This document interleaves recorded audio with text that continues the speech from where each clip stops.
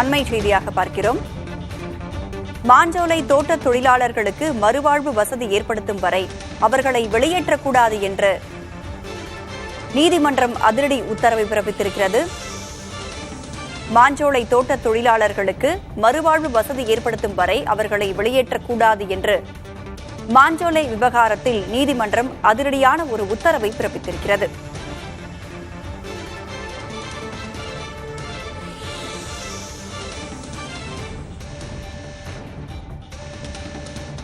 அண்மை செய்தியாக பார்த்துக் கொண்டிருக்கிறோம். மாஞ்சோலை தோட்ட தொழிலாளர்களுக்கு மறுவாழ்வு வசதி ஏற்படுத்தும் வரை அவர்களை வெளியேற்றக்கூடாது என்று நீதிமன்றம் ஒரு உத்தரவை பிறப்பித்திருக்கிறது. அண்மை செய்தியாக நாம் பார்க்கிறோம்.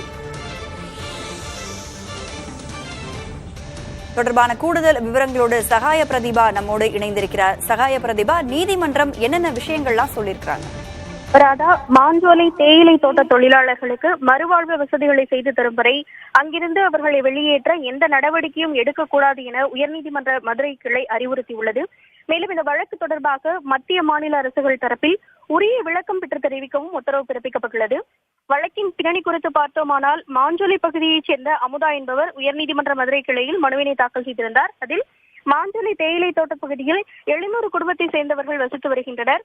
இந்த மாஞ்சோலை தேயிலை தோட்டத்திற்காக தனியார் நிறுவனத்திற்கு விடப்பட்ட குத்தகை காலம் 2028ஆம் ஆண்டு பிப்ரவரி 11ஆம் தேதியுடன் நிறைவடைகிறது. ஆனால் குத்தகை காலம் நிறைவடைவதற்கு முன்பாகவே பிபிடிசி நிறுவனம் தேயிலை தோட்ட தொழிலாளர்களை அங்கிருந்து வெளியேற்றும் நடவடிக்கையில் இறங்கியுள்ளது. மாஞ்சோலை தேயிலை தோட்ட தொழிலாளர்கள் ஆகஸ்ட் 7ஆம் தேதிக்கு முன்பாக அங்கிருந்து வெளியேற வேண்டும் என நோட்டீஸும் அனுப்பப்பட்டுள்ளது.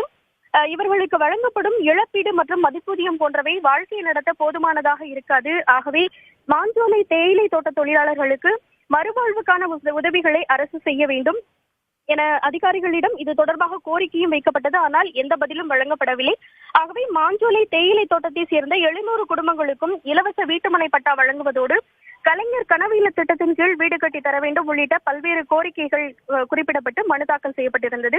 இந்த வழக்கு பொறுப்பு தலைமை நீதிபதி மகாதேவன், நீதிபதி GR சுவாமிநாதன் முன்பாக விசாரணைக்கு வந்தது. மனுதாரர் தரப்பில் மூத்த வழக்கறிஞர் லஜபதி ராய் ஆஜராகி, இலங்கை தமிழர்கள் பலருக்கு மறுவாழ்வு திட்டத்தின் கீழ் ரப்பர் கழகத்தில் பணி வாய்ப்பு வழங்கப்பட்டுள்ளது.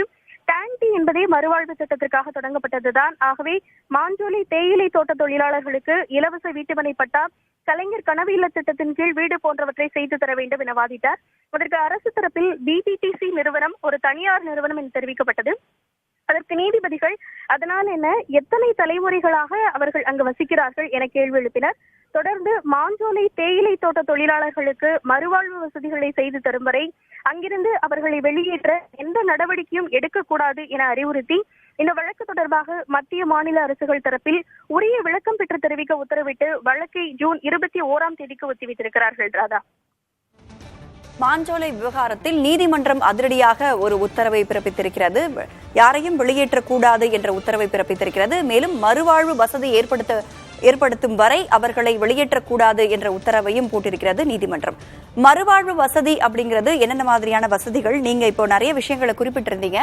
அதுல மாவட்ட நிர்வாகம் சார்பா அவங்களுக்கு எப்ப மறுவாழ்வு வசதி ஏற்படுத்துவார்கள் அப்படின்னு நம்ம எதிர்பார்க்கலாம்? ராதா, இந்த வழக்கு இன்றுதான் முதல் முறையாக விசாரணைக்கு வந்துள்ளது. மனுதாரர் தரப்பை பொறுத்தவரை அந்த 700 குடும்பங்களுக்கும் இலவச வீட்டுமனை பட்டா வழங்குவதோடு கலைஞர் கனவு இல்ல திட்டத்தின் கீழ் வீடு கட்டி தர வேண்டும்.